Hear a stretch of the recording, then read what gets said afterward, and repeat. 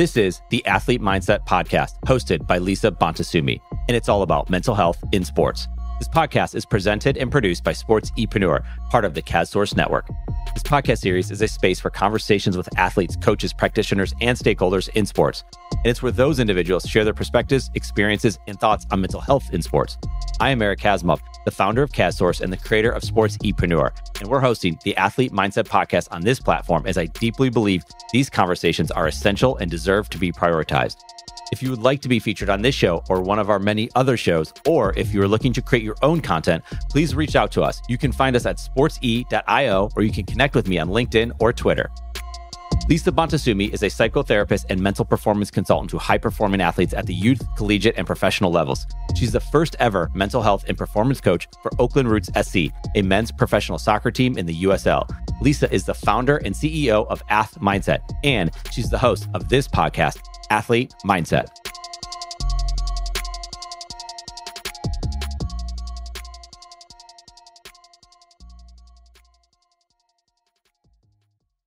For me, it's agriculture, getting my hands in the soil. Nature, man, just connecting with trees and when it rains. You know, trying to be this. To me, I say deep breath, reset, refresh. It's my favorite. I've been teaching to my kids out there, and little deep breath, reset, refresh. They know it as kids. I love that because it's real easy and it can de-escalate a lot of things. Because, the enemy is really, ego. Ego and pride and all this stuff. And so deep breath, reset, refresh helps you. And even when people are not nice and people are not kind, that helps me. It's just like an instant meditation. Where I could go to the left, but I'm going to deep breath, reset, refresh. It's one of my favorite instant tools that work. Welcome to Roots Radio, a monthly conversation about soccer, art, culture, and community that takes an inside look at the birth and growth of the Oakland Roots Sports Club through the eyes of the players, workers, and fans.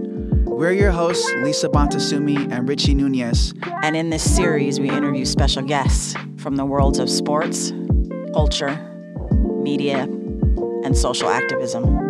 Follow the Oakland Roots on social media to stay up to date on the latest episodes. And please don't forget to review and subscribe to our show. Oakland first, always.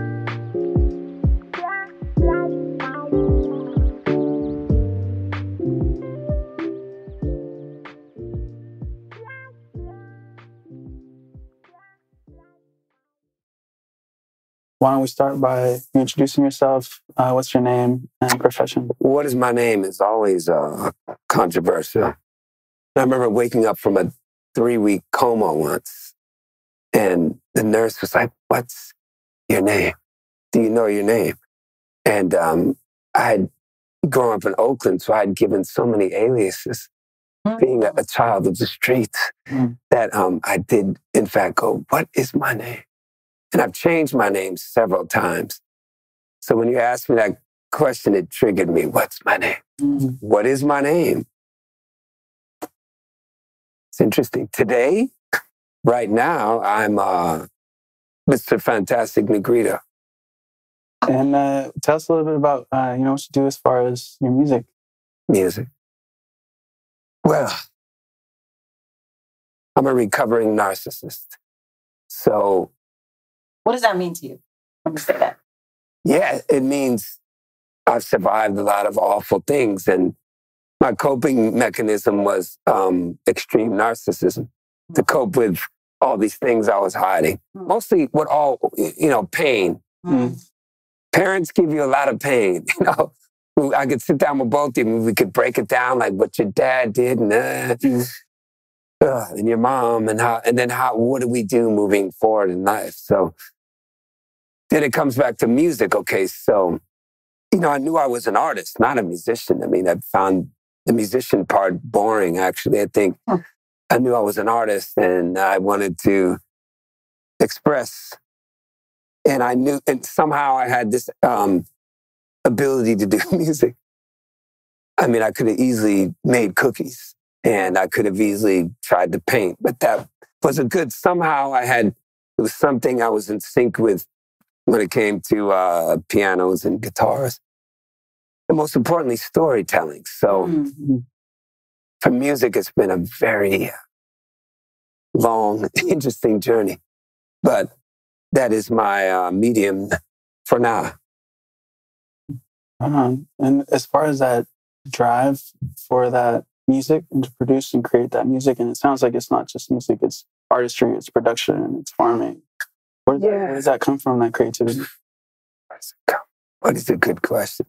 Because, part of me wants to impress you and give you this grand answer. Where does it come from? Like the cosmos and the stars.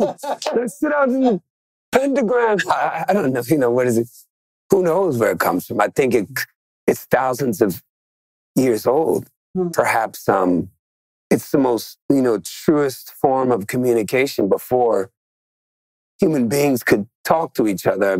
We were living wherever we were living, I don't know, in bushes and in the shrubbery and trees, in caves. We were probably with dogs and like, and someone was like, yeah. It felt good. So I think that's where it comes from. It's older than language.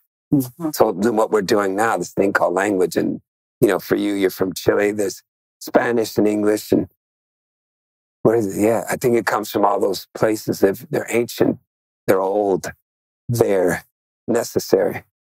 And I think that's how we really, truly reach and touch each other, is with this gift called music, sound, expression.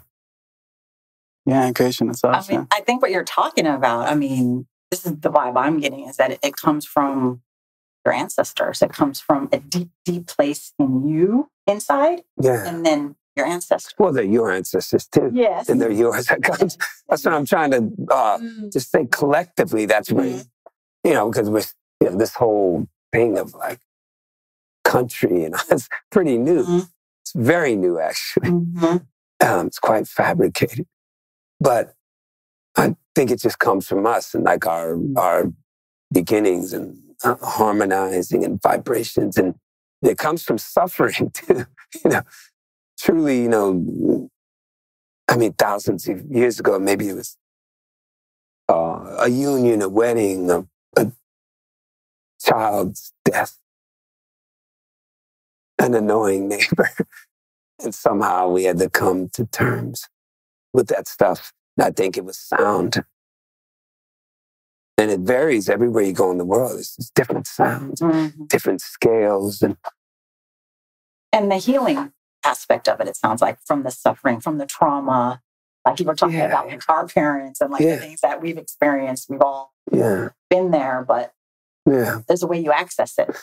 I think healing is like a overused word sometimes, but I think that the process has to be what it is, and sometimes there's healing, and sometimes it's not.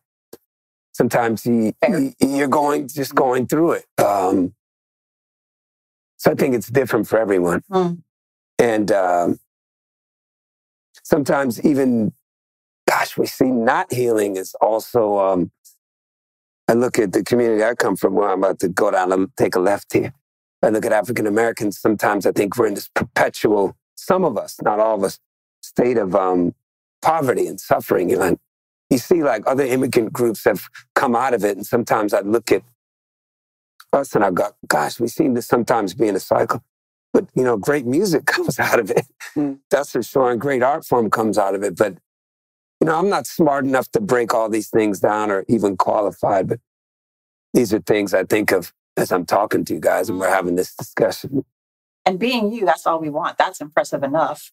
Well, let's just lay it down and sometimes, sometimes it's terrible. You have to hang out with me long. Oh, okay. Oh my God, get this food away from me. No más, Negrito. No.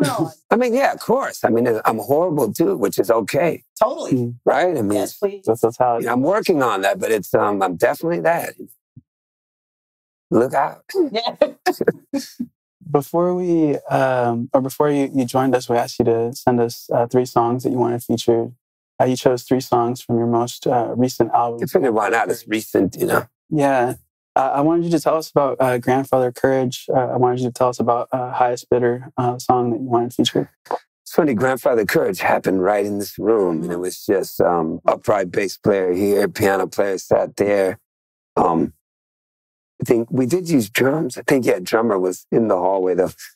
But it, I'd done this, I produced this film called White Jesus, Black Problems, and it was the story of my 7th generation grandparents being an interracial, forbidden couple on a tobacco plantation in Virginia. The grandmother being white woman, which was different. It's very different. I thought it was the most punk rock shit I've ever heard. It's like a white woman on a plantation. It didn't. You imagine this could have happened, but here I was staring at this document, and these were my ancestors, and I thought, wow, this whole thing of race that we're obsessed with in America. You know, we seem to be obsessed with race and freedom and guns and all. We're obsessed with this stuff. So I thought it was very interesting to share through the lens of this title, White Jesus, Black Problem, which I always wanted to say that. But I just didn't know in what situation I'd be able to say it. White Jesus, white problems, white Jesus, brown problems. I mean, it's all this idea of one group being superior to another. Perhaps it's old too, very old, very ancient, but it's very bad for everyone. And I thought, wow, this really affected my white grandmother too. You know, she made this choice to have Black children. And when I read the document, it said an unnamed Negro slave owned by Henry Jones. I memorized this stuff. I thought, well, I didn't know he should be unnamed. I thought he deserved Grandfather Courage. It was a fitting name. So I wanted to just take White Jesus, Black Problems, the album, just deconstruct it. And I imagined myself being like a college student in a dorm who had maybe seen some fantastic Negrito's Tiny Desk stuff and was like, I like that better. I really hate all of your albums. I wanted to be that guy. And so I wanted to re-record the album and make the songs unrecognizable. And if they were unrecognizable, I was being successful in my production. But a lot of times, I don't know about for other artists, I say that as a recovering narcissist, like I'm better than other artists. I don't know about those other artists. But I tell you, when I do it, see, watch it. That's what it is. Watch it. I catch myself. I don't know what the process is for the people, and I may even be interested, actually, if I'm invited into the room. But for me, it's about being someone else always. And it's the beauty of stumbling upon this career in my late 40s, as I went to the BART station. Is that the beauty is that I don't feel the pressure of if you're 20, there's pressure. Like a hip hop artist, like, what's the latest flow? What's the latest thing? If you're a pop artist, like, how many streams do I have? But being an older guy, I was just like, no, fuck all of you. Yeah. I'm not interested. I'm old and I like it. And I remember a kid coming up to me. I was playing at the BART station. He's like, you should try it for Tiny Desk. They're having a contest. And I was like, what is Tiny what? I had no idea because I wasn't hip. I wasn't cool. So that's the beauty. I'm going back to that because in creating as being fantastic Negrito, now a guy in his 50s, is amazing because you get to, it's like creating with I have the wisdom of a grandfather, but the freedom of a 17-year-old. And it's the most, freest place that you can be in. And I really like it. So that's how I get to Grandfather Courage and deconstructing what I did and even disrespecting it in a way and letting it be something else, which I think is very necessary in art. You don't want to be too safe. I usually feel the best when I'm a little uncomfortable.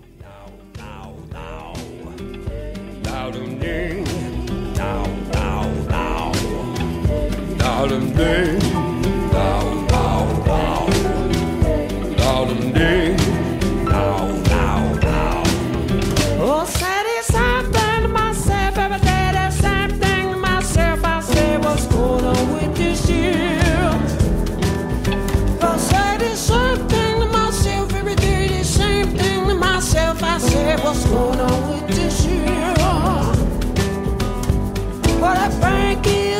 serial killer, trying to build more prisons for your children. That doctor's a drug dealer. Oh, gonna make a profit, gonna make a killing.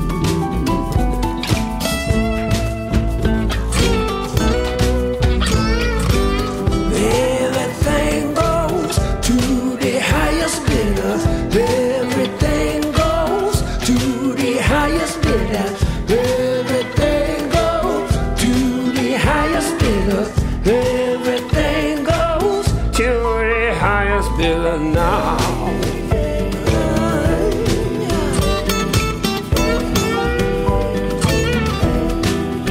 I figured this same way that you do every day, the same way that you do. I said, what's going on with this here?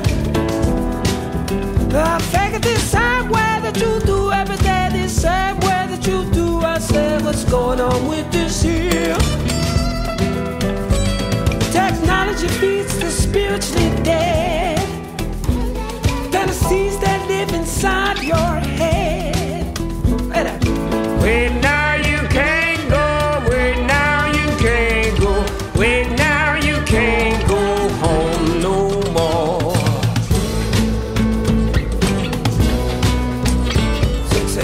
Everything goes to the highest bidder.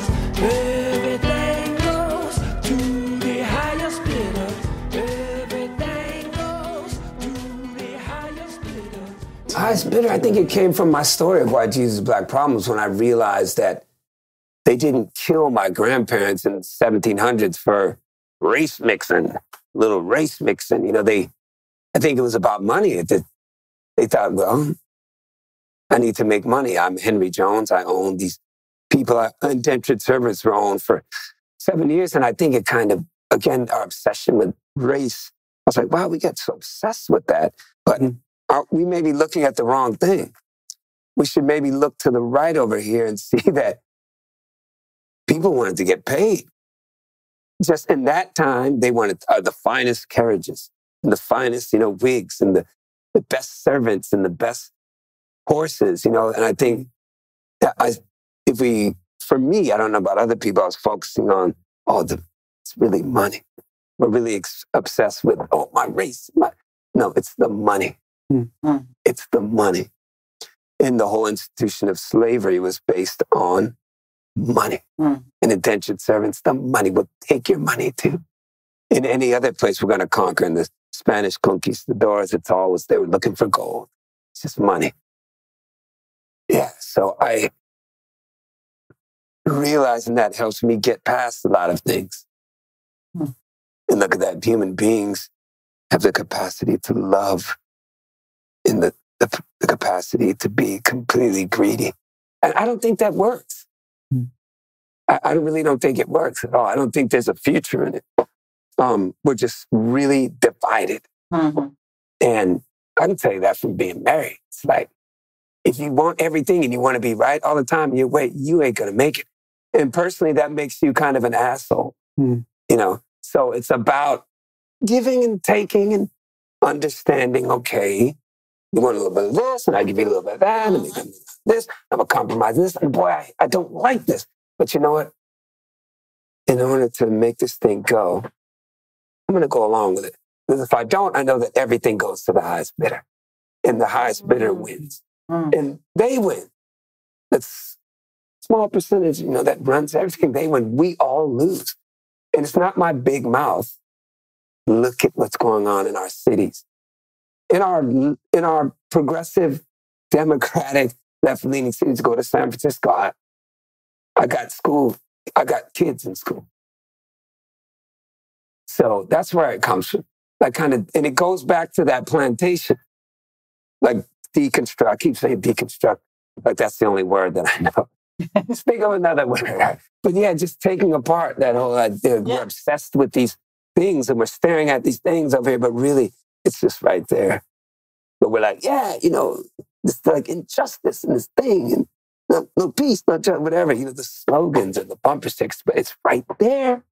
It's right there. I'm not that smart. I didn't do well in school, but somehow I know that a lot of this is full of shit and not in any of our best interests, no matter where you are politically. I'm not political either. People always say I'm political. Like your music, I can relate because it's so political. I'm political? I don't want anything. I think that's I don't want, if you're political, I think you want something. I don't want anything. I look at myself as like, wow, well, I better stop saying myself. That's the narcissism. I look at it like, hey, you know what, man? I'm just out here. Look, I see this dude. Look, he's got a hat on with an eye on it. Let me write that. He's got a hat on, an eye on it. I love to do that as an artist. Man, I see this. Oh my God, Latinos, they're dancing. Latinos for dancing. Wow. Look, trans person. Holy shit. So I wrote the song Transgender Biscuits. I love it. I love to be observing like what's happening. I don't want to say kind of without an opinion in a way. Maybe I'm a coward in a way, but I like it. I like saying the last days of Oakland. I see it. Oh, I'm telling you, you ain't going to be able to afford this shit in a few years. How many years since that album? Oh, Lord. Negrito. But yeah, I mean, I enjoy that part of being an artist. It's like a storyteller. Like I'm telling y'all, I see it, it's out there. I know it sounds scary, but it's out there and I didn't make it up. Somebody's got to tell you that it's out there. Mm-hmm. Well, there's an eye that you have. Yeah. That you capture in your music, that then people have access to what you see. Yeah, I like that. Which is really cool. I love that. Because I think the divisiveness, whatever, of labeling Democratic or Republican, right, left, black, white, is all to keep us away from each other. Yes. Mm-hmm. You know? And I may disappear after this for saying this. This may be the last time you see. But no, it's really true, but I think it's very hard. And I'm telling you, I learned all this stuff. I was stupid a few years. I learned it by being married. I just was looking, I'd be like, wow, like I got to get along with this person, like no matter what. I actually wanted to tie back what you were saying in regards to that, historical context, those systems of oppression, that history, of America, and tie that to mental health, tie that to expression, and ask you. Mental health is everything, Jesus. Yeah, what's your mental health journey been for you? Well, it's, I think it's ongoing, and it's just like your physical health. You have to put in the work, and you have to have the tools. And so I work on acquiring the tools because it's a lot. I was talking to my Uber driver. He was not my Uber driver. Mine. He lives in the back seat. What's his name? Come on. So I was talking to the Uber driver. We were talking about traveling. I was saying, interesting thing about being a Black person, traveling, is that I didn't realize the level of stress I was carrying around when I'd be in South America or Japan or France or England, and no one's afraid of me. Then I would talk to other older Black men. We'd be like, yeah, that is a burden to, oh shit, they're afraid of me. Let me adjust and make you feel all right. But I remember France, and I'm coming home like real late, and the young white girl's going into her apartment. I'm like, oh shit, it's like 2 a.m. This is going to be uncomfortable. She said, also nothing. And I was like, wow. Being in, Brazil. Now, Brazil has some history, but for me, I didn't feel it. Maybe because I was in Sao Paulo. Even being in Mexico, and just people aren't afraid of you. Being in England, late at night, and so that's amazing. That because if someone's afraid of you all the time, that wears you down. Of course, it breaks you down, but you may not even know it. And there's a lot of that right here in progressive Oakland. You're like, people be afraid. I'd be like, I'm fantastic Negrito. I don't want to say that, but I remember being on MacArthur Walk, and this guy's just like doing this. And I was just like, look, man, I'm not going to do nothing to you. And he felt weird, but his woman was like, I'm sorry. I'm like, yeah, just chill the fuck out. Like, we're so afraid of each other. And that is not healthy. You mentioned that for you, like the ongoing journey of your own mental health, you use different tools. What are some of your go-tos? For me, it's Agriculture, getting my hands in the soil. Nature, man, just connecting with trees and when it rains. Trying to be this. To me, I say deep breath, reset, refresh. It's my favorite. I've been teaching to my kids and they're little deep breath, reset, they know it as kids. I love that because it's real easy and it can de-escalate a lot of things. Because, the enemy is really, ego. Ego and pride and all this stuff. And so deep breath, reset, refresh helps you. And even when people are not nice and people are not kind, that helps me. It's just like an instant meditation. Where I could go to the left, but I'm going to deep breath, reset, refresh. It's one of my favorite instant tools that work. But I think, pressure, stress, fear, even from being an entertainer, I think there's a way to always try to connect it back to that deep breath, reset, refresh. I've had like terrible stage fright. You go out on the road, there's the temptation of drugs, and liquor, and women, and parties. Oh my God, fun. Joking. Not fun. Not. Destructive. No, I'm joking. I'm boring. People hate me. They're like, you go to your hotel room. You're boring. I hate you. I'm boring. I remember I was in England. They're like, you don't smoke. You don't drink. Then what do you do? I remember guys saying that. But no, I think that's working on yourself and mental health. And, the wanting is a disease. I want, I got to have because you're trying to fix something.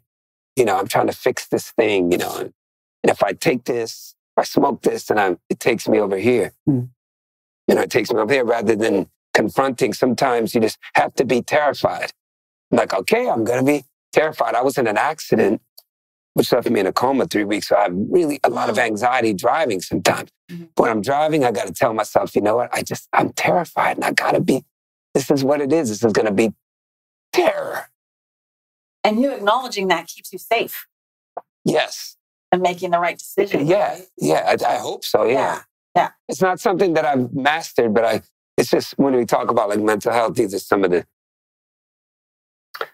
things that you deal with, it's, and the accolades can make you insane. I remember after winning like my 3rd Grammy in a row, what I did is I went home and I washed the dishes. And I thought that was great. Because of the pandemic, so I wasn't in LA, and I was like, I was just sitting up here. I came in, and, when you have kids, no one cares. Like arguing, fighting. I went over and I washed the dishes. I was thinking like, this is really good. And I never keep my Grammys either. I never keep that stuff. I feel like that's downfall. And I have the same car since my kid was born. I always tell me, I bought you home in this car. I love stuff like that because I think it's a mental health tool to like to stay grounded. Yes. Stay with this stuff, and be human. Be human.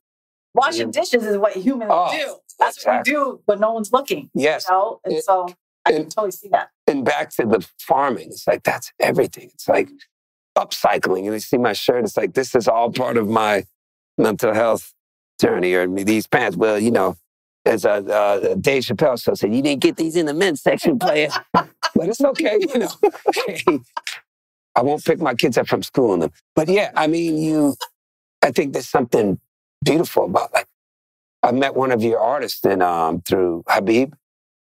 He does a lot, a lot of upcycling. I feel like that's a victory for people because you're just, being a consumer all the time is something debilitating. And I can't forgive the words. It's almost like this form of slavery. Like when I see people, I have a check whenever I see these people with these Louis Vuitton bags. Sorry, people have Louis Vuitton bags. And I go, this is bizarre and strange that people with not a lot of money are obsessed with Louis Vuitton. And I don't know why it's that bag, but that bag. And people want them, whether it's counterfeit one or whatever. It's because it's a status symbol. For sure. But I think it's a ridiculous status symbol in a way. And So my way of not is to wear. I remember I was on the red carpet. They're like, man, who wear your stuff? And there's people like, oh, this is Christian Dior. And this is like, but then they got to me and I was like, Pineapple Mama. They're like, who made your shit? Like, Pineapple Mama. And it's like this little boutique, but I was like, yeah, this is great. Yeah, Pineapple Mama. And this, really helped their business. And that helps me with my mental health, is that I have to constantly do for others. When I'm doing for others, when I'm even living for others, sounds crazy, sounds very un-American. That's where I find the peace. And that's where Revolution Plantation comes in. It's like, I learned and got this name, which people hate all of my names. Oh my God. People hated Fantastic Negrito. People hate Revolution Plantation, White Jesus, Black Problems. I remember my band members were like, man, when are you going to come up with something that makes us money? Nobody's going to, you ain't getting no endorsements for white, what? I don't want to do this, but I feel like it just comes. It's coming from someone, somewhere. I remember coming up with Fantastic Negrito. I was sitting in a room like this, and I'm staring at the Oakland Tribune Tower, and it just came to me. And I was like, I went into this conference or this room meeting that was happening, everybody, because I've been playing on the streets, and I got a name for myself as an artist. It's going to change history right now. Like, what is it? Fantastic Negrito. Literally, there's 3 people there. They were like, boo, they booed me. They're like, that's the worst name ever. And one guy was like a marketing guy. He goes, Xavier, he goes, I work in marketing. And he goes, Fantastic Negrito won't work because white people, we don't want to say the word Negrito. It makes us uncomfortable. And then I thought, that's perfect. But I thought for a moment, why do I have to make white people comfortable? Wow. Do they have to make me comfortable? It's like, what the? Yep. So I knew. And then I thought, like, y'all didn't grow up with Latinos. You grew up with them, but I grew up in their house, eating their food, listening to their music, dating their daughters behind their back. I mean, I was in the mix with just, blacks and Latinos, especially in the Bay. We're intermingling. So I remember hearing banda music, and I always heard the word Negrito. So I was like, well, they don't sound mad. So I literally, it just was in my DNA. That word Negrito. I'm like, yeah, I'm feeling it. So whenever someone is uncomfortable with it, they're revealing themselves. Like, yeah, you don't know Latinos, do you? Like, I'm like, hi, but you didn't grow up with them. So yeah, I have a lot of people have problems with my names and my titles. I remember when I won Tiny Desk and I was in a room full of these hipsters on NPR, like, yeah, so yeah, bro, like, what's the name? Like the next album. I said, it's going to be called The Last Days of Oakland. And people went, it was like the air went out of the room. But I was like, I remember my mother was like, don't use that title. My mother, yeah, she's afraid for all my titles, but I just wanted to tell the story. And that part of like the mental health process for me is just telling that story, knowing that if I died tomorrow, that, man, I really told the stories. Have you lost your mind yet? Like, please don't be dead. I was talking about like where we are in this country. And that album was all about mental health. And now White Jesus, Black Problems, like maybe it's uncomfortable. And I get hate mail for this stuff. From even some black people, like, man, you ought to be ashamed of yourself.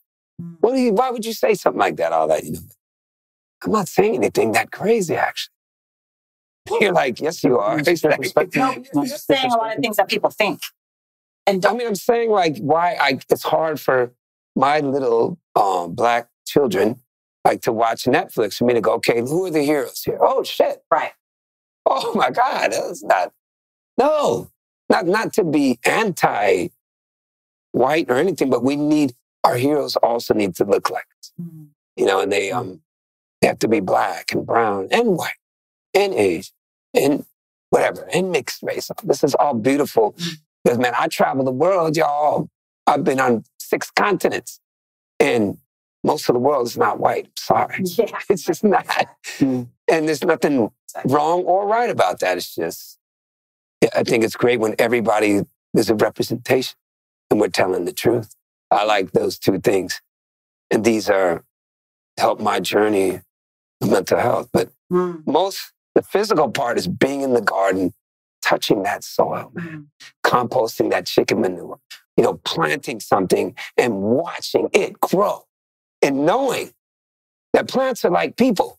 If you give a plant a beautiful environment, air, fresh, clean air, clean water, nourishment, space, man, love, that plant grows and it provides food. It's a beautiful thing, agriculture. Plants, you learn a lot about people with those plants. And those plants, just like those people, will take care of you. And they'll provide for you and make your life amazing if we look out for them. If we let them just rot on the streets and live in filth, then they're not going to provide for us. They're going to make us uncomfortable. And just like our school systems, if we just provide for these beautiful people, these little people, which are just so amazing, and the people teaching them. If we provide, then it's going to be amazing. Then we're like, I'm in Japan, I'm like, where's the poverty? Right. I'm in these Norwegian countries. Man, everybody got healthcare. Right. Everybody got books. Y'all ain't killing each other. Like, wow, this is amazing. Like if we invest in the right things. So I don't know. I remember you saying one of the most revolutionary things you can do is farm. Yeah, and I got that from Gangsta Gardener too. I think I did. I believe I did. I don't want to... Ron Finley, who's a friend, we're friends. He's been over to my house. I like Ron Finley a lot, and I love what he does. And the Gangsta Gardener, he's in LA. But yeah, I think I might have gotten that from him. I think I did. I might not have, but let's just say I did. But I think it is. I think for every one of us, man, if we just went home and said, you know what, I don't need a lawn. Man, what we need to do is grow some food, And it's like there's something about you grew that food, you went out there, you tell your kids, go get some greens and bring back in so we can, make a salad here. Run out there and grab daddy some eggs. Something, it's beautiful, man. I think number one, you're not paying Whole Foods. Sorry if Whole Foods, you want to endorse a tour, I'll take that back.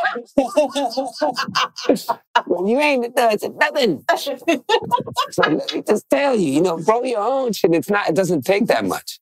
I mean, my kids will go and with nieces, nephews, other kids, I'll have these, we do a scavenger hunt. We'll go on the sides of the roads and bring back old dressers. You come, I'll find an old boat and then, you plant in there. And it says you're doing a huge favor to the earth, to your neighborhood, to your environment. Man, I'm out hiking. I don't see a lot of black and brown people. And I'm like, what, do we hate nature? But I don't think it's that. I just think there's some message that's, and again, I don't claim to be the person that went to school, but there's something that's not cool or something for us. I don't know, but How did you learn to love nature? I learned to love nature, absolutely. How? What was that? I think, I spent a lot of time in rural Virginia. Okay. And I'm probably there.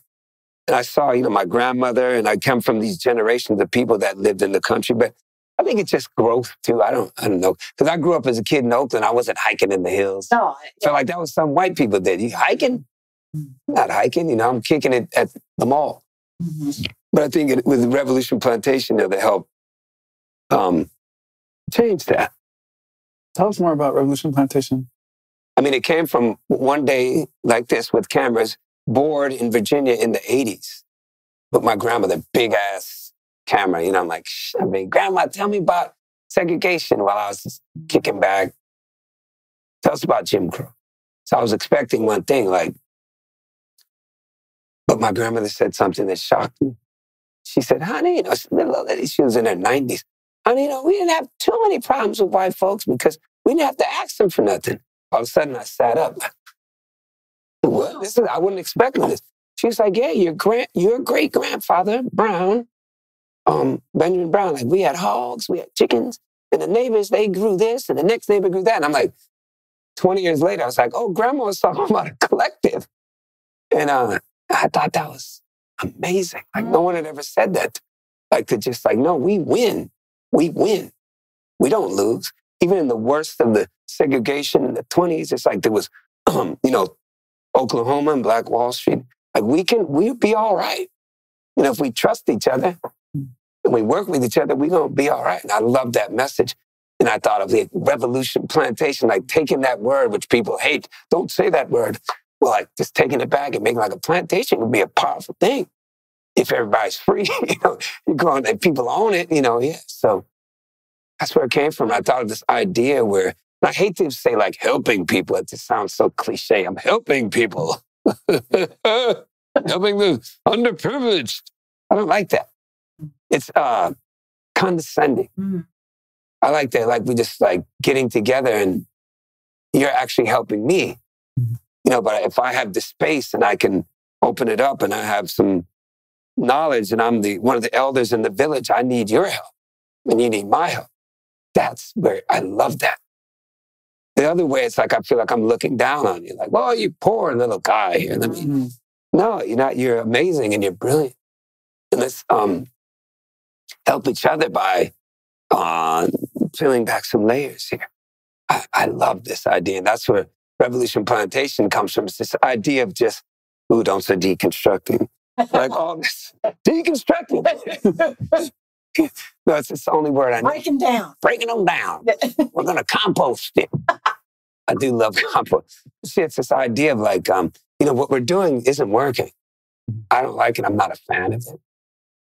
And what can I do differently? That's fantastic. Negrito, who's a different kind of guy, And that's good. That's okay. You provide the avenue for folks. Yeah, how can we help each other get there? Mm-hmm. I like that. Mm. I love that because I don't know what I'm doing. I really need everyone's help in this room. And I hope you need my help. And that's what I see as Revolution Plantation. It's like, we ain't doing the same old thing. Mm-hmm. You got to come away from this knowing how to do something. If you can't come away from this being an electrician, at least, or being a painter, or you can provide for yourself and your village, your community, then we've all failed. And I failed. And come away as a musician, whatever. Skills pay the bills. That's it. And maybe it's the avenue, the vehicle for me is agriculture because I love it. I love farming. I love seeing those chickens run around. I love goats and sheep. I love, I'm not vegan, so I do eat meat. Sorry. I'm not a vegan. So it's okay. I think I think it's maybe even more humane if you fed your animals and they provided meat. You provided for them and provided for you, which I don't do yet, but I like the idea.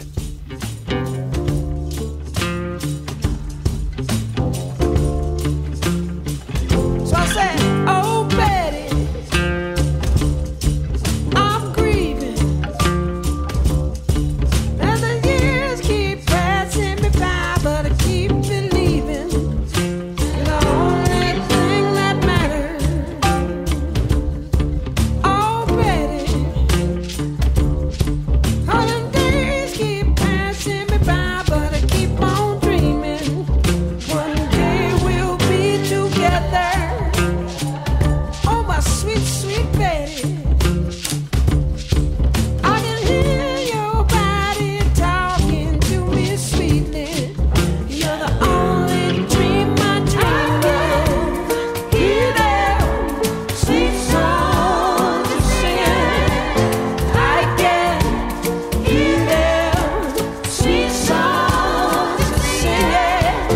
I can hear them songs.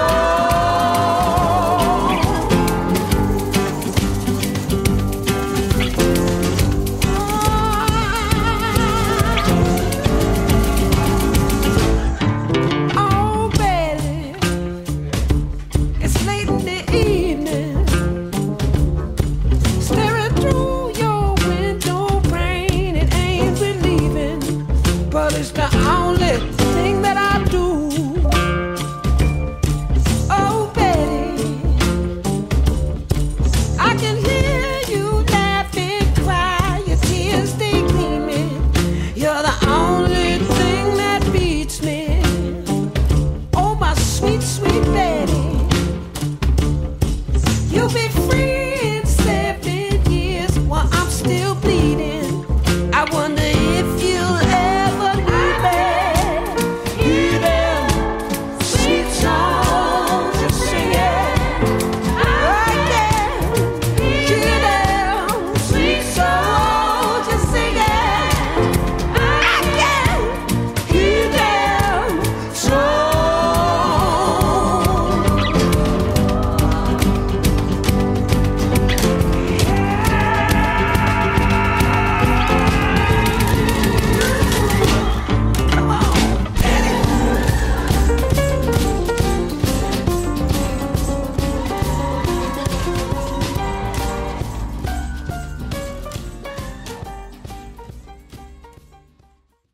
Well, Little Betty is the story of my grandparents, 7 generations going to 1700s. That's 250 years ago.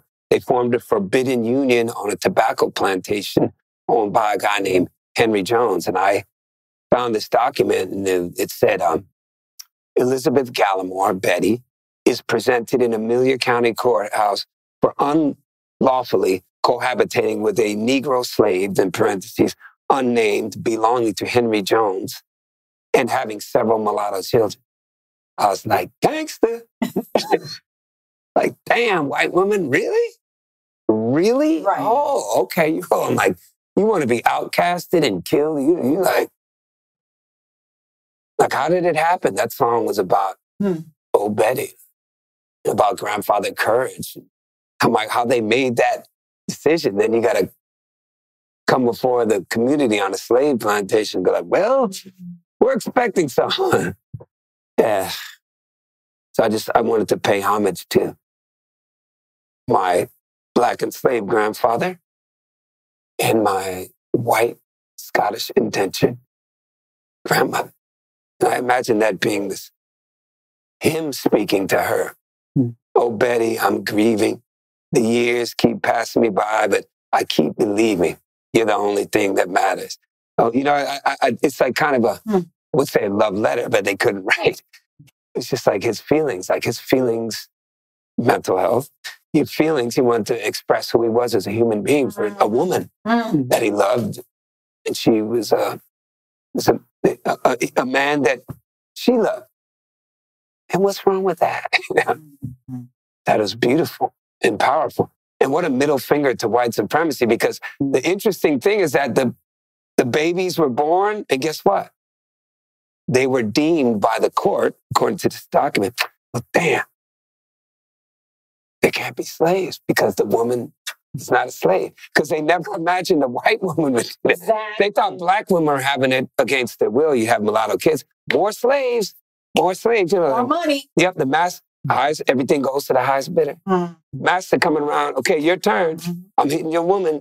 I got some more kids. But they didn't think, oh, Betty, sneaky little Betty. Sneaking around, she was probably cleaning in the big house and caught a glimpse of some glistening chocolate in the sun. Like, oh, Lord. Oh, Lord, Miss Gorgeous. He was probably like, did that white woman look at me? I don't know, but I'm going to keep on digging. I'm imagining all that. That's why I made the film, because you have to imagine all this. You have this artistic license. And I'm so glad that Boots Riley saw it, and he was like, we got to do something. So we did a feature of it at Grand Lake together. I like that. He gave me the highest compliment. He was like, man, when I saw that, I was jealous. And I felt the same way about his movie. And I think, we got to be jealous. That's what I'm like, man, I seen you over there, man. You were busting, man. Let me go through my thing. I love that.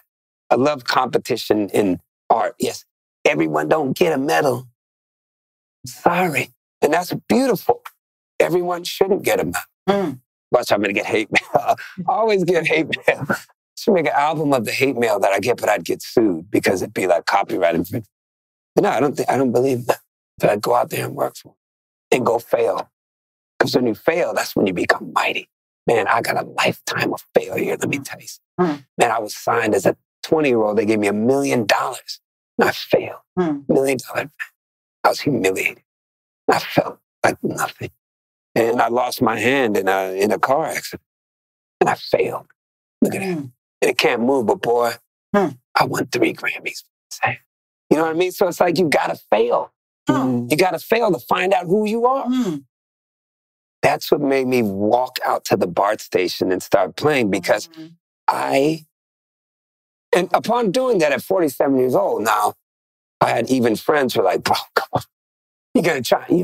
Remember you had that deal back in Interscope? Yeah. They're like, dude, you had your date. You're old. I said I was too old. And they were like, let me hear the songs. Oh, nigga, what is wrong? What are these songs, man? What are you, back in Georgia or something? They're like, my boy was like, where the drums at? Only one of my homies believed in me, and that was, I'll tell the story of that. But it was good, though. It's like, because we're taught, like, we're old, you're done.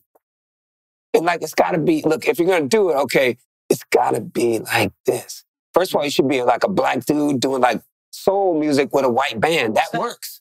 No, that works because, there's a pattern there, but you're crazy. You're doing, what the hell is that? Trying to take, I heard all that. But I knew that I'm useful. I think because I'm ready to take it off. Yeah. And I'm embarrassed. I'm going to go out there and I'm going to sing, night is turn today. Oh, night is turn today. Now, I'm going to go sing it. I'm going to sing, I sold Coke to Hungry Eyes. I sold, so I'm going to say everything. I'm going to reveal who I am. Mm. And, I'm a liar. I'm a recovering narcissist. Wow. Thank God. Everybody, I'm here. I'm the most fucked up person in the room. Okay, let's do it now. And I think I need to do it really. I thought we were supposed to say that. I'm the most fucked up person. No, I am. That's what you're all saying. No, I am. And so I need to do that for my kids, to be honest with you. Mm. For me, it's about my kids. I mean, I know it's sure. So that they can know that I had to do this because I didn't want to be a tyrant or a horrible person, which I am. That too, as much as I'm a valuable, wonderful, upstanding revolution plantation forward thing. And I'm also this horrible tyrant that my father created. I'm doing a song now. I'm the son of a broken man. We could both drown in a river of tears that I caused so many people to cry. I slept so many nights next to a woman while I was lonely inside. You know what I mean? It's like, this is this horrible person too, but that's okay because I'm working on it, man, and I hope you are too. And I want to tell you as a 55-year-old that it's okay. Yeah. It's all right, bro, because me too. I'm scared too, My daughter was doing like a ballet and I'm so scared. I'm like, guess what? I'm going to do a concert. I don't know if I'm good enough. I don't think my songs are good enough. I'm not a good singer. I can barely play the guitar with this hand, all this stuff. But boy, when them lights come on though, look out. Yeah. No, that's huge. I'm inspired and moved by you just being totally vulnerable and authentic. Well, and I'm not there yet. Because when I get right now, I'm trying to get to being vulnerable, but when I get there, it's going to be shocking. I'm not there. I'm really trying to get there, man. It's so hard to get there, to real. Because all this is just, when I'm vulnerable, when I'm honest, you're not here and I'm making the record. And I'm doing the song. Then I'm honest. You're talking about that honesty, maybe even that access to vulnerability when it comes to creating music. Yeah. How do you access that? How do you access that? I probably don't. I'm trying to. I mean, I probably fail all the time doing it. I'm trying to every time, and I'd love to hear that dude, he's trying. You hear him sometimes as glimpses of him. But I'm trying to, and maybe if I stop trying to, that's why I got that toy piano over there. I'm like, we put the toy piano. I think, because my thing is you either are or you aren't. And it can come and go in any moment, any second, You are or you aren't. You are vulnerable or you aren't one. I mean, is it that didactic? I don't know. Is it that black and white? I don't know. I wish I knew. I would be like, I wish I had answers to all this. I think as an artist, it's hard. I think when people listen to my work, every album is different. And that's me trying to be as uncomfortable as I can be and hoping that you're uncomfortable. But at the same time, you can get into it.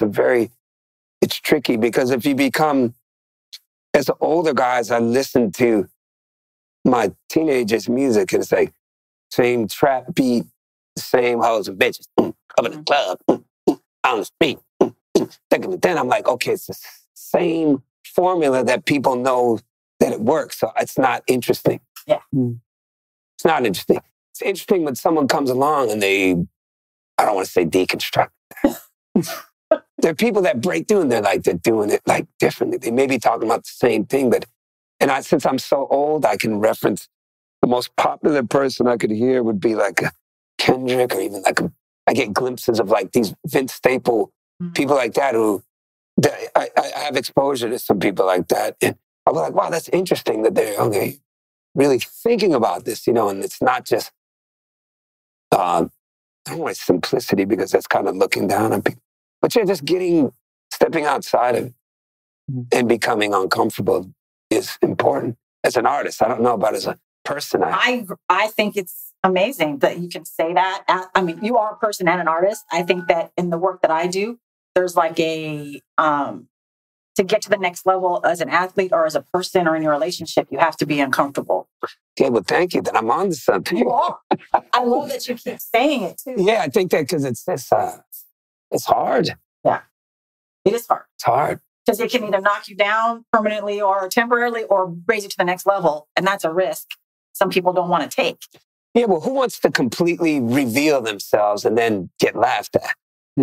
Like inside, I wanted to raise geese. I love the geese as they take off. No, they're not like, you're crazy. But there's a level of revealing, though, I think. You don't have to go all the way there. Yeah. But I want to go all the way there. You will, and you are. You are. I want to go all the way there. I am and I'm not. But I don't want to make it about me either, because that's the danger of the narcissist coming. Can't make it about you, but you just gotta, failure is much as, you want to embrace it and uncomfortable. It's hard and it's difficult and it's a struggle. And I guess it should be, because it's like working out. Anything that's a struggle is promoting growth. Totally. Mentally, physically. I feel like when we face adversity, it builds resilience. Yes. So that ability to that's not adverse for me anymore. I've been there. I moved through it. Right. Now I can take it to the next level. Right. And that's the benefit. If people can see that that's what happens instead of being in that terrified, uncomfortable moment for too long. Yeah. It's like you move through it and then look at you on the other side. I love that. Yeah. Yeah. Yeah, it's a victory. And you're not going to win all those battles too. Nope. I lose them, it's like, you want to get there for sure. And my guys want to win every game. Nah, they're not going to. I mean, I want to too, but you're not going to win. No. And knowing that that's part of the process and not necessarily you're not doing something wrong. Learning how to lose. Yeah. And reflecting, extracting, and then apply it to the next contest, game, match, and then reinvent yourself a little bit. I love it. Yeah. That's what I feel like that's what music is about. That's what relationships are about. And, I don't want... I'm going to attack society now. Let me attack society as a whole. Oh, I'm like my father. Those people, these people. Yeah, I am. I'm a lot like my dad. I work on that. But son of a broken man. I think we tend to want this. I have a problem sometimes with cancel culture, because it's like, who hasn't done something in 20 years that they regret or that was horrible? I don't think I want to be around those people that haven't done terrible things, because I want to know that you're tested, so that when the shit comes, that you're not gonna freeze up, because the shit's gonna come. Yep. I want tested people that have failed, that have made mistakes. Man, I made these stupid comments. Man, I did this. I think if you've made bad mistakes, I think it's okay.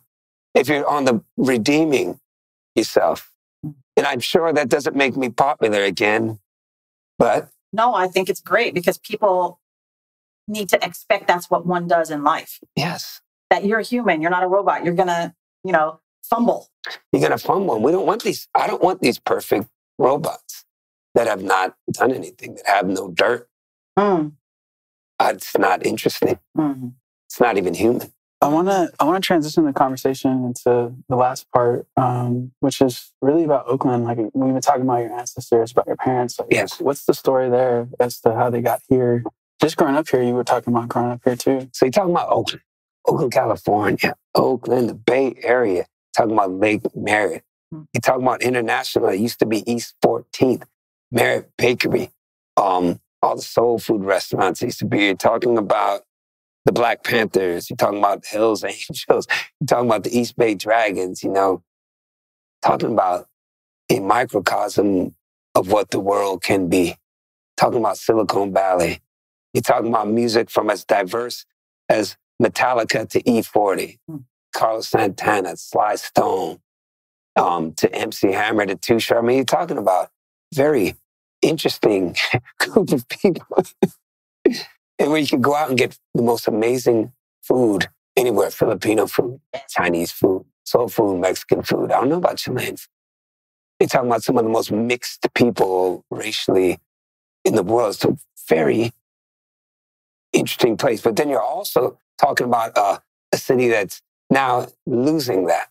Sorry, got to be real. talking about we're on the brink of losing that. You can't buy a house anymore. You know, you can't rent a place, and we've kind of sold out to somebody's making out. Who have we sold out to? I want to know. I think it's corporatism. I think that's what it is. So we're trying to preserve that. Like people be like, man, I hella love Oakland. I've got my T-shirt. I've got it. I hella love it. But I'm like, well, why do you hella love it? Somebody made this shit cool. Somebody came a long time ago, man, and put in the blood, sweat, and tears, and the vibrations and the grind to make this place have its swagger. Mm. Now, if you're trying to take people out of Lake Merritt from playing drums, you're killing the idea. You don't want street performers. Y'all are killing the whole idea of what makes why you love the Bay Area. It's like meeting someone, man, I love her, this woman, she's like this, and you get her, then you want to change everything about it. I want you to wear these boots. These boots. That's crazy. So we're in danger of losing that, because if you don't get people, you can't have a bunch of rich people living here, you know, with trust funds and all this stuff. Then your art starts to suck. Your music's going to suck. Sorry. I think the greatest art forms came from people who were having a hard time. Look throughout history, don't take my word for it. So I think we're in danger of losing some of that. So we need to get to work. We came here in 1980, and it was on fire, man. I mean, you could go outside and just take it out of the air and eat it, man. For number one, in 1980, hip-hop was kind of new, but still was that funky element from the 70s. You could still smell it, you know, and like the protest culture was more genuine. And, you know, then punk music was happening. Like, all of it was like meeting at this crossroads. And it was like a little bit of the gang culture was in there. It was dirt. Sprinkle some dirt there, you know, it was rap battles going on the streets with people with safety pins in their mouth and walking by you while there was rap battles. It was just breakdancing kids. It was unbelievable, man. You can still smoke weed. The weed's too strong now. Put some weed now, I have some edibles, end up in the emergency room, like having a nervous breakdown. Yeah, no. It's for old people out there. But yeah, it was just, we built so much here. And it was such a city that felt like endless possibilities and anything can happen. And I'd like to see that more. You know, we can't price out all the people that don't have money. It becomes Monaco, then it'll be Monaco. I hella love Monaco. So Oakland has to be more than the slogan on the T-shirt, man. We got to get out there, man. Stop being afraid of each other. Get out there to those neighborhoods where you may be afraid of people. You may meet some cool people, actually. You know what I mean? And stop calling the police on people, you know, walking through your neighborhoods that look different from you. While I seen you had the Black Lives Matter sign up. That ain't cool. And then we got to get out into nature. And then we live in one of the most beautiful places, man. I want to see us out there, black and brown folks on them trails. And pick some mushrooms with me. I pick mushrooms. You know, I know the ones that won't kill you. As long as I have my French guide, Frederic. Give him a shout out. But yeah, that's what I think about Oakland, man. It's like, it's bittersweet. I don't want to lose that. We may have already lost it too. You know, I do a market here called Storefront Market. And part of that is to bring it back. And it's a market where we don't charge any of the vendors, and they're able to come sell all their wear, and then they get to keep it all. I feel like it's the spirit of Oakland, and we have pet adoption, we have live music, busking stage, we have food. The Oakland Roots should come have a booth. It's incredible. And I love that spirit of Oakland. And we can partner with these people that have all the money. I've been now able to get money from these people. Hey, man, listen, I got this thing that's amazing. Come give us some of that corporate money so we can put on more of this. You know what I mean? we have schools that are come be involved in it and have like talent shows and just have kid commerce. What I love about this market is that now I see some of these kids, they have their own businesses. Like, look, I got $3,000 in the bank. I'm like, yes. So that they're learning how to deal with people, how to talk to people, look them in the eyes and make a sale, a legal sale. And that's industry. I love that. That's financial literacy. I love that. I love that hustling and that grind. That's what made me go play at the BART station. And I want to get some of that back. And that's why I have storefront market and I'm working on Revolution Plantation. These are some of the things I want to do as part of my legacy as a person, human being, fantastic Negrito. There's only one in the world. I made sure when I got that name, I'm like, nobody's going to have this name. Fantastic. I wanted to ask you, you said bittersweet, the last days of Oakland. Last days of Oakland. Is the sweetness gone? Like, nah, sweetness, it's only gone if you want it to be gone. I look at it like that. Like if you walk outside and you just be like, oh man, these clouds, damn, I hate clouds. Or you can go out and say, you know what? It's kind of mysterious. Go get me a cup of coffee and sit up here with my lady or your man or whatever it is you sit up with. Sip some warm beverages and write some poetry about these clouds. Like, how do they make me feel? Let's drive across this bridge. It's mysterious and scary. Look at the water. I mean, everything's what you want it to be. I believe in that. So I look at the Bay Area, I still see the beauty. I just see that as an old guy, I keep saying, oh, God, we call this the old guys segment. When I wake up, it hurts. It hurts bad. so yeah. But you want to, I feel a responsibility to be like, hey, y'all, come on. If you listen to the last days of Oakland, ain't nothing complaining about. I don't like complainers. I'm not complaining about nothing. I'm talking about getting out there, roll up your sleeves and go talk to people and go get your guitar and play on the streets. We're doing something about it. And I love that. Like my grandmother said, we didn't have to ask white people for nothing. Sorry to keep picking on white people. And if you feel like I am, I'm not. It's just grandma. She said white folks. She was from Virginia. That was her experience. But I love that she told us that. Yeah. That was a hell of a message to give a little black kid. Like, I'm not second. No. I can do something. Yeah. I'm not. Yeah. Start my own business. Yeah. Really? We all don't end up in prison? No. Shit, I like this, Grandma. Thank you. That's better than leaving me $1 million. My grandmother changed my life. Like, I was like, man, you could do it. We own our own business. When we started, the whole Negrito thing was like a collective. I quit music for 5 years. I had some homie, he was like, man, I'm trying to be a writer. Every month for 3 years, I used to just give him money. I was like, why are you giving him all that money? It's like, because he's a writer, he's talented. And then he called me one day, true story. What's up? Hey, keep that money that you're giving me. Why? Oh, I just got this show. What about it? He goes, that's all right. Tell me about it. Oh, it's like kind of like the Black Dynasty. Remember Dynasty? Remember that? I'm like, what's it called? It's called Empire. So I was like, yeah, it sounds stupid. Bye.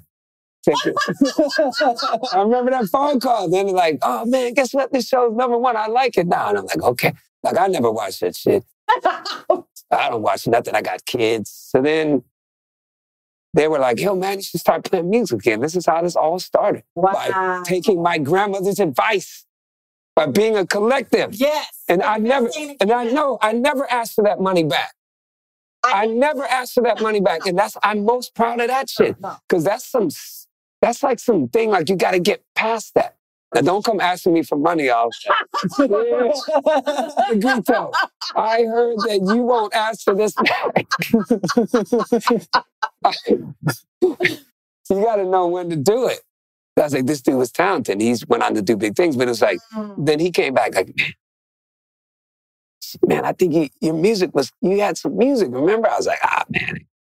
But they kind of talked me into walking around being fantastic Negrito. And that's how it worked. And it's like, I love that. But a lot of that stuff ended. Egos, pride, on everybody, stuff falls apart because, man, everything ends because of ego and pride. And greed? And greed. But ego and pride even before greed. Ooh, ego, that is nasty. You can't go in that room and admit you was wrong. Can't go say sorry and sorry, man, I've been really a bad person about this. Because the ego won't let you do it. People that messed up, they can't come tell you that. It could be a woman, it could be a friend, it could be a homie you didn't talk to in a long time. That ego is just, that be whispering in your ear, man, you don't do that. Are you going to make yourself look like a punk? You're going to look like a sucker, man. Man, I don't even like him, man. That's all. You know who counts on that and banks on that every day against us?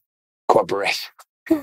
They know we ain't gonna do. They know they're like, their egos. They'll fight over everything, man. You get on a board of people, man. It be gay people, trans people, black, white, Jew, Muslim, Christians. Hey, Henry, yeah, okay. You take 50, I'll take 40. Okay, see you on the golf course, yeah. But we're gonna be bitching about anything. Oh, you called me a Filipino, but I didn't like that. No, I'm not talking to you. You called me this. You didn't make me feel right. You didn't make me feel it. Yeah.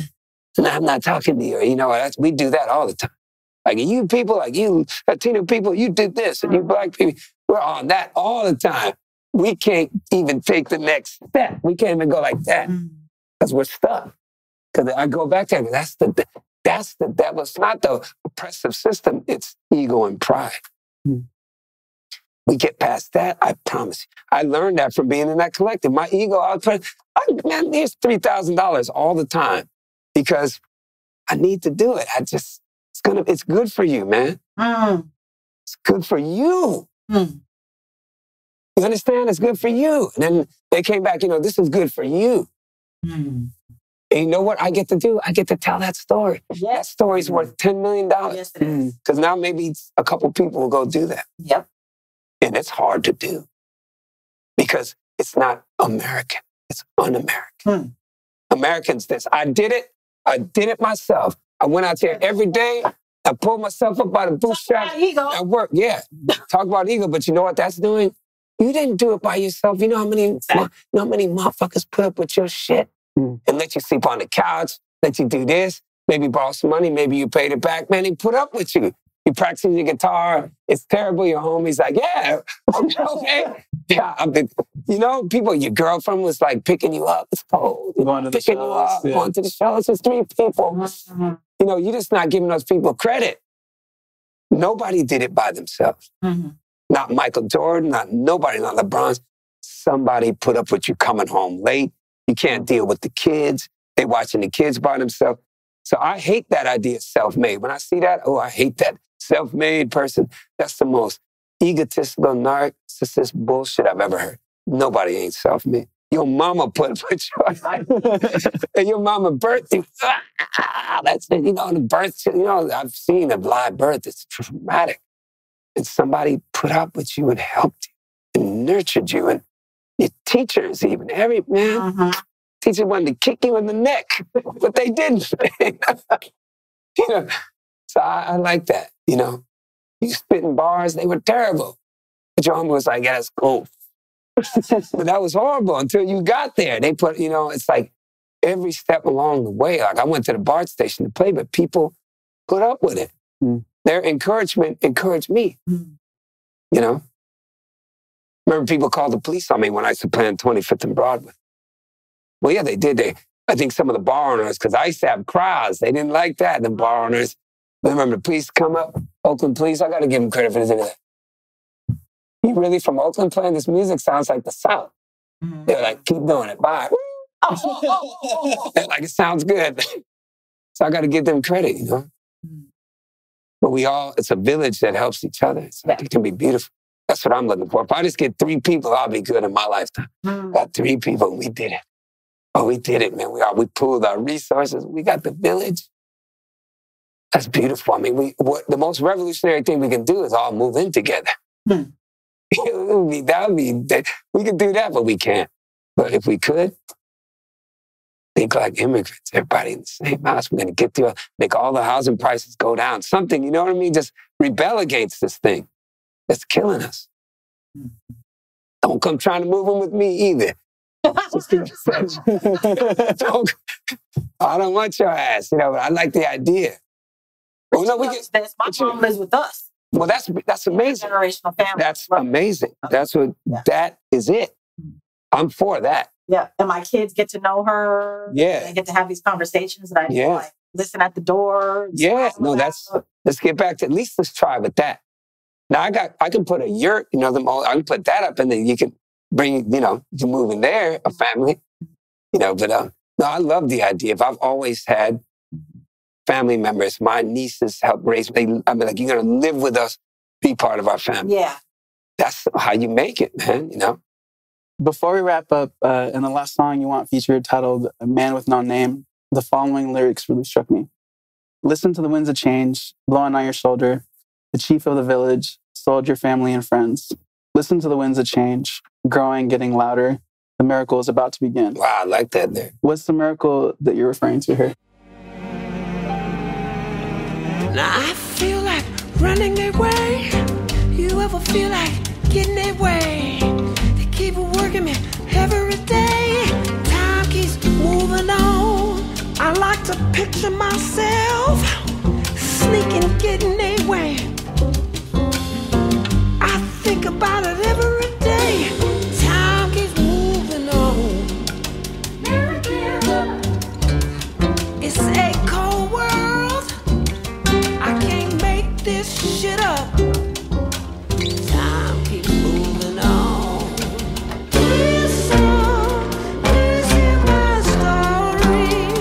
My life was stolen by the bad man.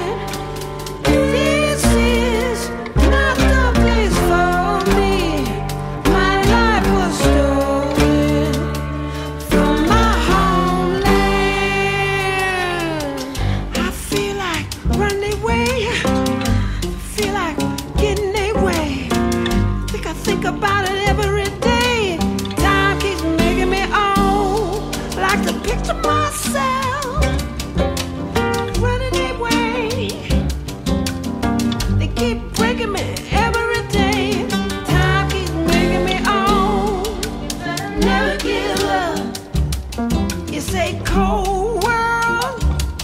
I can't make this shit up. Time keeps making me old. Listen, please hear my story.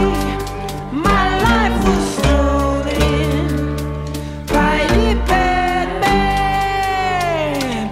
This is not the place for me. My life was stolen from my homeland. Listen to the winds of change blowing on your shoulder. The chief of the village sold your family and friends. Listen to the winds of change growing, getting louder. The miracle's about to begin.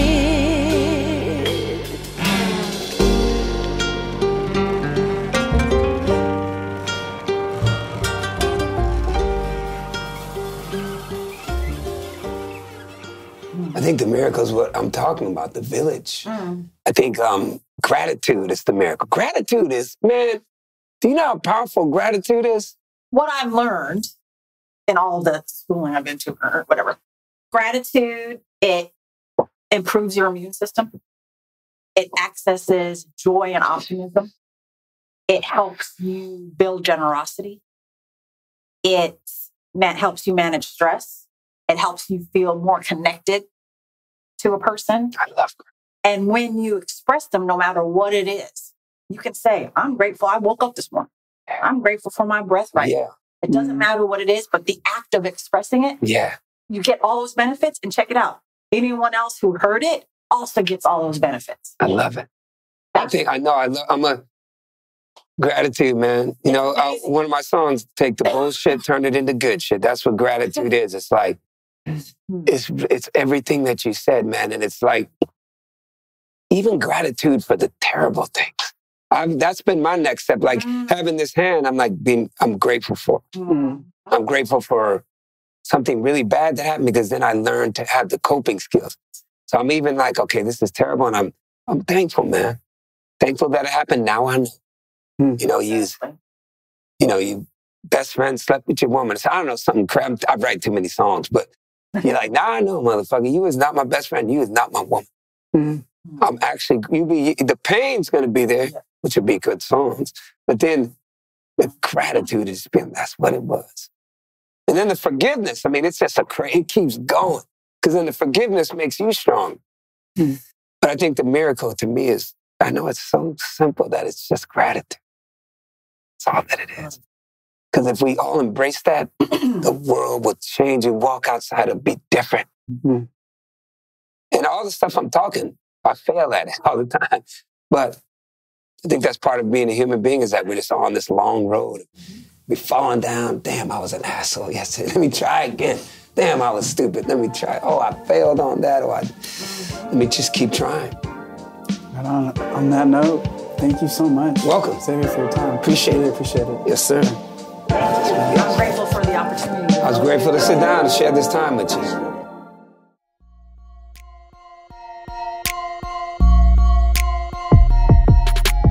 Athlete Mindset is part of the CADSource Podcast Network.